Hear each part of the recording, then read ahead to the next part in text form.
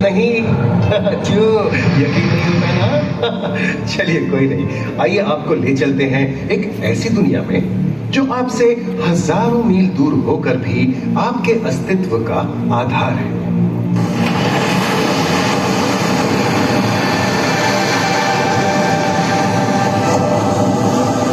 ये महासागर है, मीलों दूर तक फैला हमारे जीवन का केंद्र, जिसका पानी हर देश की सीमा से परे है।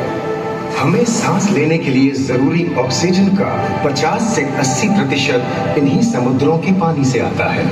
ये भी कह सकते हैं कि ये सागर एक विशाल संयुक्त परिवार की तरह है, जिसमें ये सभी जीव एक ही घर में रहते हैं, जैसे मछलियां, mollusc, dolphin, seal, walrus, crustacean, bacteria, समुद्री एनिमोनी और हाँ, ब्लू व्हेल भी, जो पृथ्वी का सबसे बड़ा जीव माना जाता है। और जंतु ही नहीं, इन समुद्रों में पौधों की भी लाखों प्रजातियां पाई जाती हैं।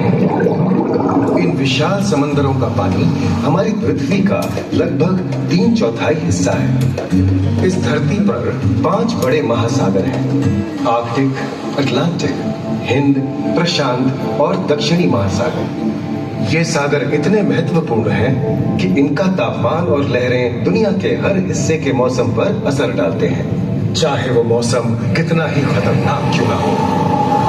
हमारी ही तरह पानी के नीचे पनपता हर जीवन सूरज की रोशनी पर निर्भर है। जी हाँ जनाब, सिर्फ ये जंतु, मछलियां, पेड़ पौधे ही नहीं, बल्कि बैक्टीरिया जैसे सूक्ष्म जीव भी सूरज से ऊर्जा पाकर खिलखिला उठते हैं।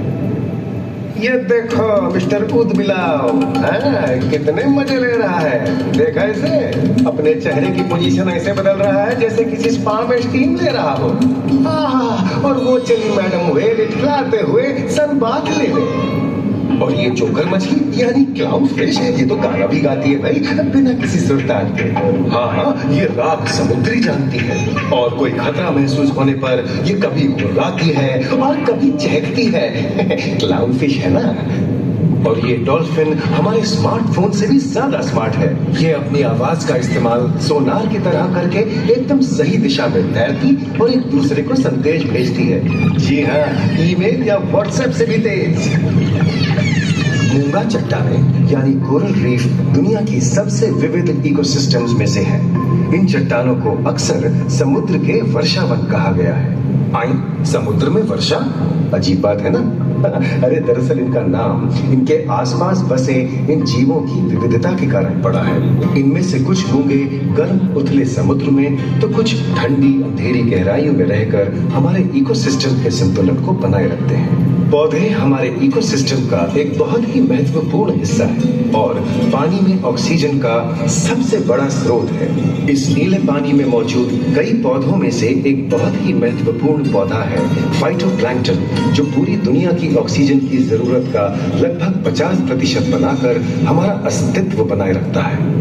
इन समुद्रों में पहुंचने वाली सूरज की रोशनी की मात्रा के हिसाब से उन्हें 3 क्षेत्रों या परतों में बांटा गया है। सतह के सबसे नजदीक वाली परत को यूफोटिक जोन या सनलाइट जोन कहा जाता है। जाहिर है कि यहाँ सूरज की सबसे ज्यादा रोशनी पहुंचती है और 90% समुद्री जीवन इसी परत में मौजूद है। अगली गहरी परत को डिस्पोटिक जोन या ट्वाइलाइट जोन कहा जाता है। इस परत तक सूरज की सिर्फ 1% रोशनी पहुंचती है, जो पौधों के जिंदा रहने के लिए काफी नहीं है। तीसरी और सबसे गहरी परत एफोटिक जोन या मिडनाइट जोन है। यहाँ सूरज की रोशनी बिल्कुल नहीं पहुंचती। ये परत पूरी तरह से अंधेरी और ठंडी होती है, बिल्कुल किसी हॉरर मूवी के सीन जैसे। ये कई जगह पर इतनी गहरी होती है कि यहाँ आसानी से माउंट एवरेस्ट जैसे ऊंचे पहाड़ भी समा सकते हैं। और इसकी सबसे गहरी जगह है प्रशांत महासागर में मरियाना ट्रेंच। महाद्वीपीय तटों के साथ लगे उथले समुद्री इलाकों तक पहुंचना आसान है, लेकिन ये समुद्र का सिर्फ 10% है। समुद्र की गहराई जितनी बढ़ती जाती है, उतने ही वहां के हैरत अंगेज जीव जिन तक पहुंचना मुश्किल होता जाता है। ये समुद्री जीव पहले तो अपनी खूबसूरती से आपको झलते हैं और फिर अचानक एक खतरनाक रूप ले लेते हैं, जिनसे बचना मुश्किल ही नहीं, नामुमकिन है। पर ये क्या, अचानक ये रोशनी कहां से आई? ओहो, ये तो जेलीफिश का झुंड है जिनकी रोशनी एकदम डिस्को लाइट की तरह लगती है। वाह, ये हुई ना बात। अब सभी बड़ी छोटी मछलियां इन चमचमाती डिस्को लाइट को देखकर पार्टी करने आई। और फिर यही रोशनी उन्हें बेरहमी से दबोचकर उनका शिकार करके अंधेरे में वापस गायब हो जाएगी। लेकिन सभी शिकारियों को छलावे से लुभाना नहीं पड़ता। सबसे घातक शिकारियों में से है शार्क, जैसे ग्रेट व्हाइट और टाइगर शार्क। शार्क आमतौर पर सूरज ढलने के बाद अंधेरे में शिकार पे निकलती है समुद्री जीवों का यमराज बनकर। आज तक शार्क की 500 से ज्यादा प्रजातियों का पता चल चुका है। ये हर तरह के खुले महासागरों में, मूंगे की चट्टानों में, आर्कटिक की बर्फ के नीचे और समुद्र की अंधेरी गहराइयों में पाई जाती है। और ये है समुद्री घोड़ा, जो तबड़क तबड़क नहीं, छप छप छप छप करता है, यानी दौड़ता नहीं, तैरता है। हमने इन समुद्रों के बारे में बहुत कुछ जाना है, पर अभी भी बहुत कुछ जानना बाकी है। ये सागर गहरे और विशाल, ठंडे और अंधेरे में डूबे होते हैं। इन गहराइयों में पनपने वाली 17,000 से अधिक प्रजातियां मानो किसी कल्पना से कम नहीं। किसी खूबसूरत एंजल की तरह दिखने वाले जीवों के साथ साथ न जाने और क्या क्या देखने को मिले हैं।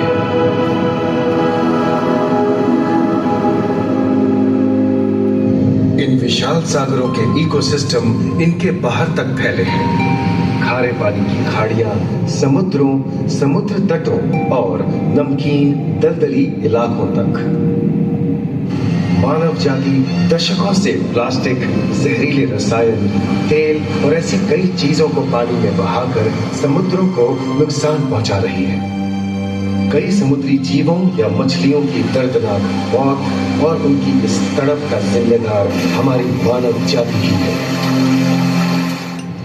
पिछले कुछ दशकों में वैज्ञानिक पैमाने पर सामने आए खतरों में से एक बड़ा जलवायु परिवर्तन है, जिससे महासागर गर्म हो रहे हैं और ग्रीन हाउस गैसों की अधिकता और ऑक्सीजन की कमी के कारण इन समुद्रों का अम्लीकरण हो रहा है। सागरों के इस तरह गर्म होने से पानी का स्तर बढ़ गया है और बर्फ की चादर पिघल रही है।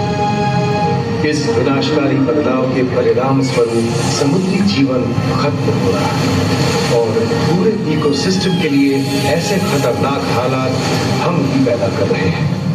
हमारी आने वाली पीढ़ी का भविष्य इस बात पर निर्भर करता है कि क्या हम आज अपने निजी जीवन से प्लास्टिक को हटाने जैसा छोटा कदम उठा सकते हैं, या फिर हम बड़े स्तर पर सख्त नियम बनाकर उन्हें लागू करें, जिससे समुद्री संसाधनों का दोहन और प्रदूषण कम हो। याद रखिए, बात हमारे अस्तित्व की है, तो बदलाव की शुरुआत भी हमें ही करनी होगी।